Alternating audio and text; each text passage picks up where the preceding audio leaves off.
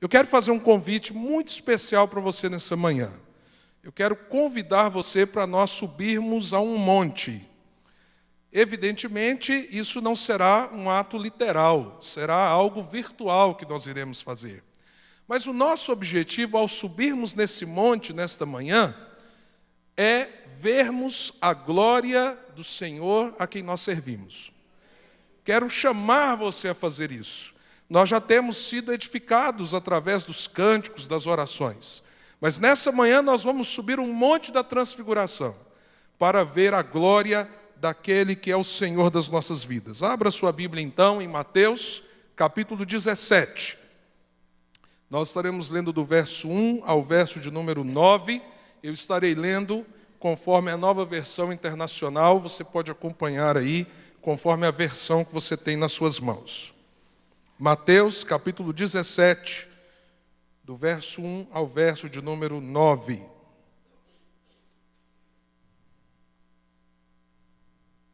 Assim diz a Escritura: 6 dias depois, Jesus tomou consigo Pedro, Tiago e João, irmão de Tiago, e os levou em particular a um alto monte. Ali ele foi transfigurado diante deles. Sua face brilhou como o sol, e as suas roupas se tornaram brancas como a luz. Naquele mesmo momento apareceram diante deles Moisés e Elias conversando com Jesus. Então Pedro disse a Jesus: Senhor, é bom estarmos aqui. Se quiseres, farei 3 tendas, uma para ti, uma para Moisés e outra para Elias. Enquanto ele ainda estava falando, uma nuvem resplandecente os envolveu, e dela saiu uma voz que dizia: Este é o meu filho amado, de quem me agrado, ouçam-no. Ouvindo isso, os discípulos prostraram-se com o rosto em terra e ficaram aterrorizados. Mas Jesus se aproximou, tocou neles e disse: Levantem-se, não tenham medo. E erguendo os olhos, não viram mais ninguém a não ser Jesus. Enquanto desciam do monte, Jesus lhes ordenou: Não contem a ninguém o que vocês viram, até que o Filho do Homem tenha sido ressuscitado dos mortos. O texto que nós acabamos de ler começa dizendo assim: 6 dias depois. Então a pergunta é: o que aconteceu 6 dias antes do texto que nós lemos? Jesus havia feito um retiro com os seus discípulos e tirado um tempo em particular com eles. Nesse retiro é que acontece aquele momento em que Jesus pergunta: quem o povo diz que eu sou? E os discípulos dizem a Jesus: olha, uns dizem que o Senhor é um dos profetas, outros acham que é Elias, e tem até quem diz que o Senhor é João Batista. E aí Jesus diz: mas e vocês? Quem vocês dizem que eu sou? E aí a Bíblia diz que Pedro, tomando a palavra, faz aquela declaração tremenda: Tu és o Filho de Deus, o Deus vivo, tu és o Messias, é o Cristo que seria enviado. E aí Jesus diz: não foi nem a carne nem o sangue que te revelou isso, Pedro, mas foi meu Pai que está nos céus. E aí Jesus começa a falar que era necessário, por ele ser o Cristo, ir a Jerusalém, morrer, padecer na mão dos líderes religiosos e dos romanos e ressuscitar ao 3º dia. E aí o texto, se você olhar no capítulo anterior, no capítulo 16, diz que o mesmo Pedro que havia feito aquela confissão tão tremenda, começa a repreender Jesus. Diz o texto que ele chega em particular e Jesus começa a falar assim: tenha dó de ti, Senhor, isso não vai acontecer. Jesus vira para ele e diz assim: arreda de mim, Satanás, porque você não cogita das coisas de Deus. É interessante como nós somos, né? A gente pode ser usado por Deus num instante, logo depois, sem perceber, podemos cair na tentação e sermos usados por Satanás. E aí Jesus começa a dizer: mas não é apenas eu que vou tomar a cruz. Se alguém quer vir após mim, tome a sua cruz, negue-se a si mesmo e siga-me.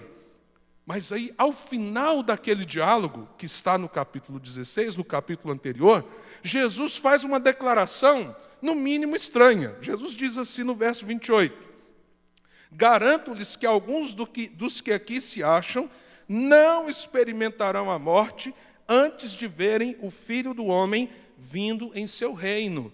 Jesus disse isso quando? 6 dias antes do Monte da Transfiguração. E eu me lembro, quando mais jovem, lendo esse versículo, eu falava assim: meu Deus, eu não consigo entender. Jesus disse que alguns viriam o reino dele, a glória dele, antes de morrerem. Mas os discípulos morreram. Quando foi que isso aconteceu? O Monte da Transfiguração é a resposta.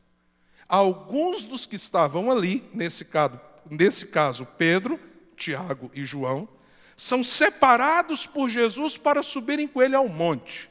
E aí o que nos diz a Escritura? Que quando eles estavam lá, Jesus se transfigurou diante deles. A palavra no original vem do verbo metamorfo. O que isso significa? Que ele mudou plenamente a sua forma. Os discípulos estavam acostumados a vê-lo constantemente, andavam com ele, mas agora algo extraordinário aconteceu. Havia uma luz que emanava do rosto de Jesus, que o autor diz que era como o sol ao meio-dia. Suas vestes se tornaram resplandecentes. Se você lê em Marcos e Lucas, o texto inclusive diz assim, como nenhuma pessoa poderia transformar aquelas vestes daquele jeito. E aquele lugar se encheu da glória de Deus. E aí ali apareceram Moisés e Elias, em cima do monte, junto com os discípulos de Jesus, duas figuras do Velho Testamento. Meus amados, o Monte da Transfiguração, em toda a vida de Jesus, é o momento em que Jesus se mostra com a glória que ele teve desde toda a eternidade. O Monte da Transfiguração conecta o finito com o infinito, o natural com o sobrenatural. É o céu e a terra conectados naquele momento. É interessante o que o profeta Isaías falou no capítulo 53. Ele diz assim, que nasceu um broto, um rebento em nosso favor. E aí ele continua dizendo, mas nós não vimos formosura nele. Não havia majestade alguma que nos atraísse nele. Nós sabemos que isso aconteceu porque, como diz o apóstolo Paulo, Jesus se esvaziou da sua glória. Assumiu uma forma humana. E assim, então, se você visse Jesus como os discípulos viam naqueles dias, você não veria ninguém que te atraísse de um modo espetacular. A não ser que você o ouvisse, a não ser que você visse as maravilhas que ele fazia. Mas na sua aparência, um homem comum. Vocês lembram de alguns textos, inclusive, que a Escritura diz que Jesus então saiu do meio deles e eles nem perceberam? Porque as suas vestes, a sua aparência, era igual a de qualquer um homem daquela época. Mas no Monte da Transfiguração, não. No Monte da Transfiguração, o estado de humilhação de Jesus, por um momento, dá lugar à glória que ele tem pelos séculos dos séculos. E os discípulos contemplam Jesus em glória. E por que Moisés e Elias sobre o monte? Porque Moisés e Elias representavam a lei e os profetas. Lucas nos diz que eles conversam e diz sobre o que eles conversam. Moisés e Elias conversam ali no monte com Jesus sobre o fato de que Jesus agora iria para Jerusalém, morrer e ressuscitar ao terceiro dia. A lei e os profetas testificando aquilo que o Filho de Deus deveria fazer. E aí Pedro, eu gosto muito de Pedro, eu me identifico muito com Pedro, porque Pedro geralmente errava muito, mas ele não errava por omissão, ele errava por ação. Sempre dava um passo na frente dos outros. Mais uma vez, naquele momento tremendo em que Jesus está glorificado, que ele está mostrando a glória que ele tem desde toda a eternidade, Pedro então começa a dizer assim, Senhor, é bom estar aqui. É bom estar aqui. E por que Pedro diz isso? Porque no fundo, o que nós mais almejamos é a glória de Deus. No fundo, o que nós mais queremos é a glória de Deus. No fundo, sabe aquele vazio existencial que todos nós em algum momento sentimos? O vazio de alguma coisa grande que nos falta. O que nos falta dentro desse vazio é a glória de Deus. E esse vazio às vezes é tão grande, tão profundo, que a gente precisa criar ídolos. A gente cria falsos ídolos, falsos deuses para tentar preencher esse lugar que a glória de Deus só pode preencher. Então Pedro diz, Senhor, é bom estarmos aqui, vamos fazer 3 tendas. Eu faço uma tenda para o Senhor, uma para Moisés, outra para Elias. E é interessante que tanto Marcos como Lucas, no Evangelho, quando narram essa parte, eles dizem assim, ele disse o que não sabia. Ele não estava sabendo o que estava dizendo. Se eles tivessem ficado na glória do monte, Jesus não teria subido ao outro monte, o Monte da Caveira, onde ele morreu e ressuscitou depois de 3 dias. Era necessário que aquilo fosse apenas um momento para que Jesus cumprisse a sua obra em nosso favor. Mas com certeza aquele foi um momento muito marcante. Enquanto Pedro falava, como diz os evangelistas, o que ele não tinha nem ideia do que estava falando, uma nuvem tomou o monte. E uma voz disse, esse é o meu filho amado, esse é o meu filho em quem eu tenho prazer, ouçam-no, a ele ouvi. E diz o texto que os 3 que estavam ali, Pedro, Tiago e João, foram tomados de tanto temor, de tanto medo. O texto inclusive disse, não sei se você prestou atenção, estavam aterrorizados. Eles se prostraram e caíram com o rosto em chão. E de repente, alguém põe a mão sobre eles e diz, levantem-se, não tenham medo.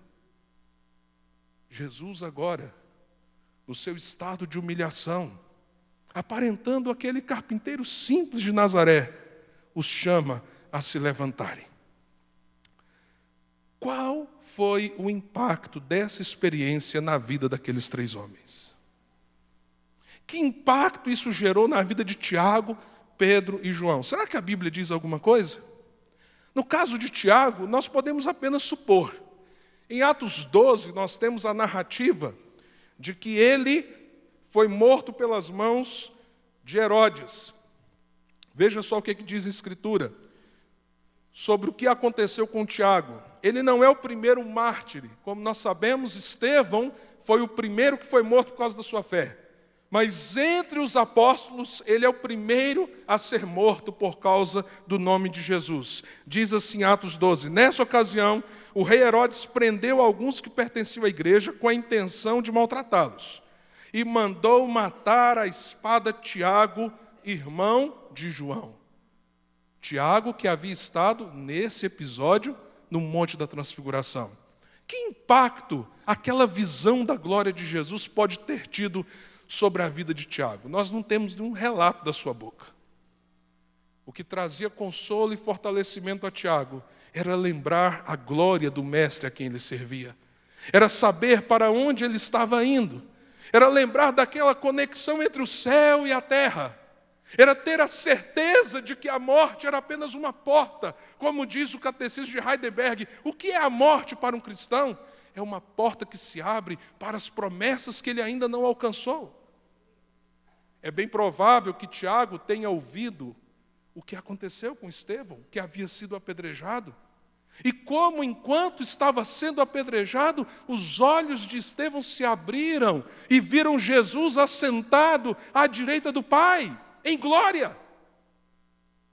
Então não é difícil supor, mesmo sem nenhuma palavra, sem nenhum registro bíblico, que aquela experiência do Monte da Transfiguração foi algo que veio ao coração e à mente de Tiago, lhe trazendo a esperança. Daqui a pouco, em instantes, eu estarei com ele, eu estarei na glória dele, eu estarei perante ele. Isso deve ser algo que marca a nossa vida, deve ser um anseio no nosso coração. Mas e Pedro e João? Nós temos alguma dica? Do impacto que aquela experiência no monte gerou sobre eles? Em 2 Pedro, o apóstolo fala sobre isso. Abra comigo, lá no capítulo 1 da 2ª epístola de Pedro. É muito interessante. Vamos lembrar que a essa altura, Pedro já tinha consciência plena de que a sua vida estava chegando no final. Ele inclusive começa dizendo assim, no capítulo 1, verso 13, considero importante, enquanto estiver no tabernáculo deste corpo, despertar a memória de vocês. Então ele está dizendo assim, olha, enquanto eu estou vivo, tem algumas coisas que eu quero lembrar vocês. Vocês não podem esquecer. Isso não pode sair da mente e do coração de vocês. E aí ele continua dizendo assim, porque sei que em breve deixarei este tabernáculo, como o nosso Senhor Jesus Cristo já me revelou. Eu estou lembrando vocês porque eu estou para morrer. É isso que o apóstolo está dizendo. Mais uma vez eu te pergunto, próximo da morte a gente lembra de quê?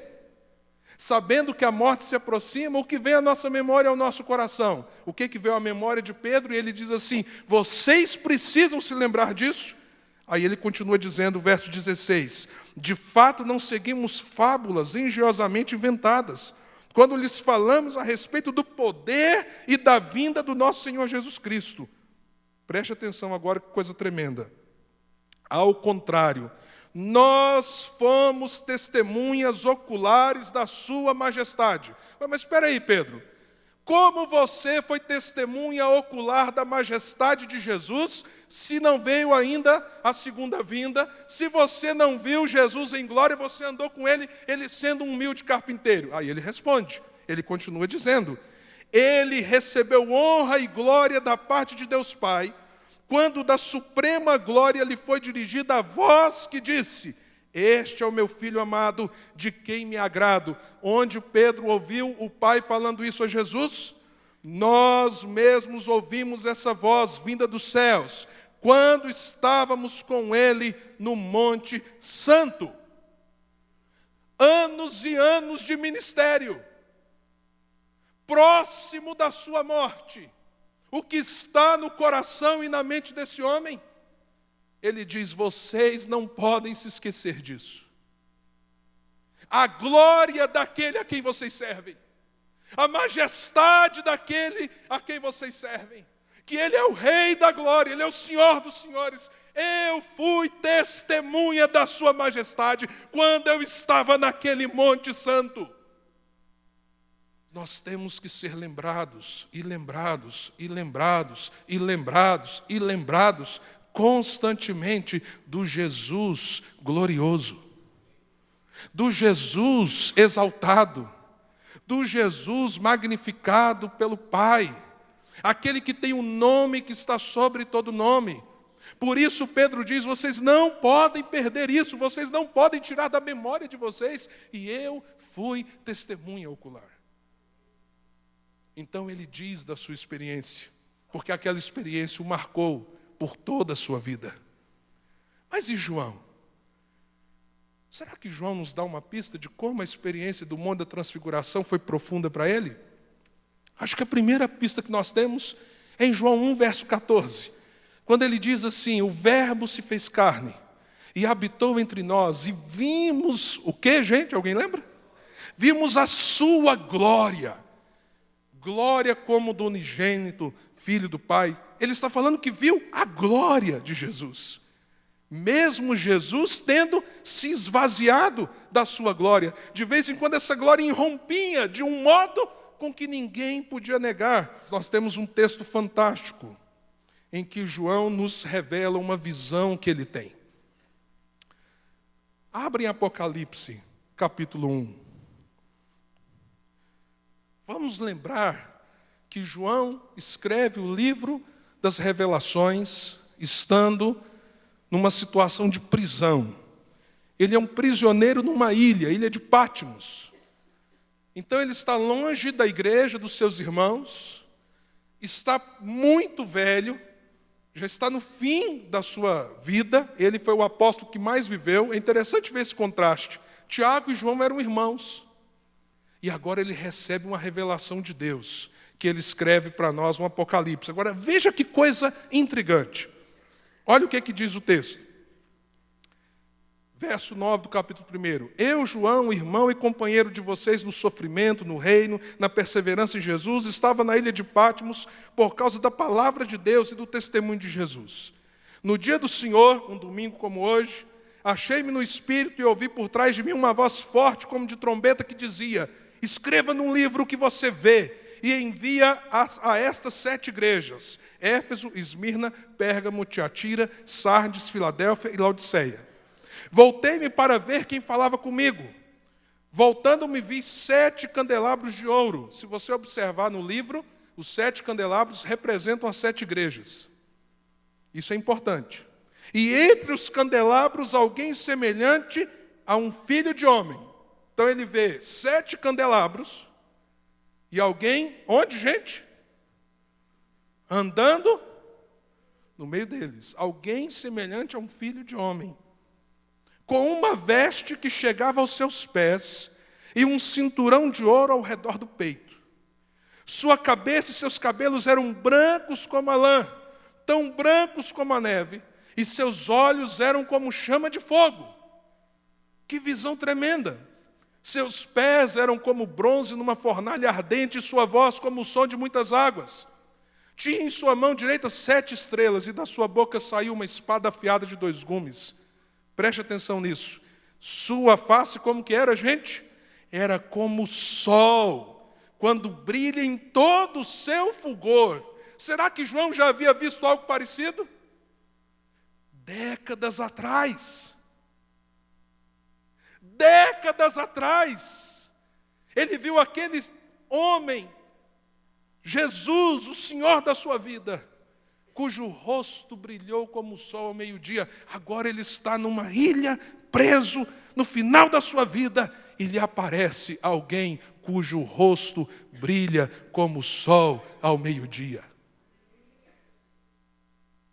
Será que isso o fez lembrar de alguma coisa? Quando vi, como aconteceu lá no monte, quando vi, caí aos seus pés como morto. Todos nós almejamos a glória de Deus. Mas a glória de Deus é algo tão tremendo, que quando nós somos visitados por ela, o nosso coração enche de temor diante da nossa pequenez, da nossa pecaminosidade, como o profeta em Isaías 6. Quando ele viu a glória do Senhor no templo, ele disse: ai de mim, porque eu sou um homem de lábios impuros e habito no meio de um povo de impuros lábios, e vi o Rei da glória. Mas veja o que acontece. Então ele colocou sua mão direita sobre mim e disse: não tenha medo. João já tinha visto aquela cena acontecer. E aquele Jesus cheio de glória e majestade, que agora se apresenta de novo diante dele, tem a mesma atitude. Eu sou o Todo-Poderoso. Mas se aproxime. Não tenha medo. Venha para perto. Se levante.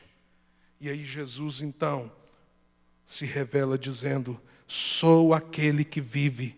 Estive morto, mas agora estou vivo para todo sempre.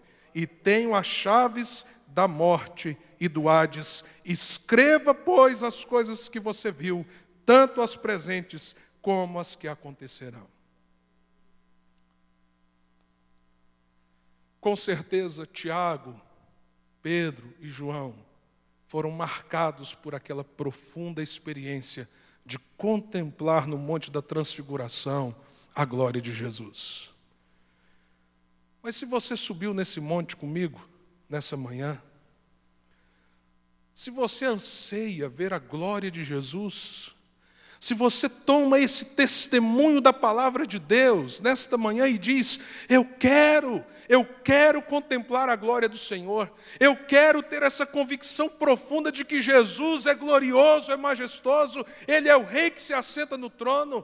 Jesus foi humilhado, mas hoje Ele está em glória, à direita do Pai, intercedendo por mim. Se você deseja que os seus olhos se abram para isso, o que pode acontecer com você? Como isso pode te marcar?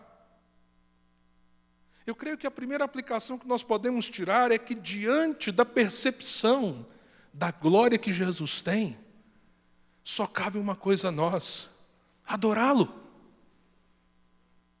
Adorá-lo. Há muitas pessoas, é provável que nós tenhamos algumas aqui assim, que veem em Jesus um homem tão bom, talvez o melhor dos homens, um grande revolucionário, um homem além do seu tempo e assim por diante. Mas, meu amado, nesta manhã o desafio para você é olhar além, é você olhar para Jesus e ver que Ele é Deus que se fez carne, habitou entre nós, mas um Deus cheio de glória e majestade. E diante dessa percepção, do fato que o seu coração se abre para quem Jesus é, de fato, o que você faz? Você o adora.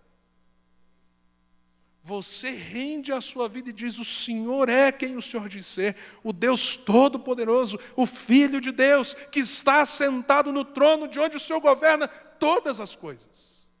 Então a primeira resposta que nós podemos dar é adorar o Filho de Deus, com temor e tremor na sua presença. Realmente reconhecer Ele é o Deus da glória, o Senhor Todo-Poderoso. Mas a visão da glória de Deus também nos leva a um lugar de consolo. Por isso o texto diz, e inclusive se repete esse momento aqui em Apocalipse capítulo 1, que Jesus, diante do impacto que a glória trouxe àqueles homens, Jesus chega até eles e diz: não temam. Não temam. Essa é uma das expressões mais comuns na Bíblia. Você sabia disso? Se Jesus é quem Ele é, se Ele é o Senhor que Ele diz ser, se Ele está coberto da majestade que Ele tem, que medo eu vou ter? E isso se aplica a tantas situações da vida. Eu estava olhando ali na lista de pessoas que pediram oração, quantas pessoas com câncer? E eu fico pensando o que é para alguém que está enfermo e doente saber que Jesus é quem Ele diz que é, saber que Jesus é maravilhoso, glorificado nas alturas e dizer: esse é o meu Senhor. Ele pode me curar, Ele pode me levantar dessa situação, Ele pode intervir usando os meios que Ele quiser, porque Ele tem todo o poder nos céus e na terra. Mas Ele pode dizer assim também: vem meu filho, vem para mim, vem para o seio de Abraão, vem para o meu conforto, então não há o que temer, seja na vida, seja na morte, eu estou em suas mãos, não temas disso, Senhor. A visão da glória nos traz consolo, a visão da glória nos arregimenta para a missão. Tiago, Pedro, João passaram a ter apenas uma meta em suas vidas: viver para a glória daquele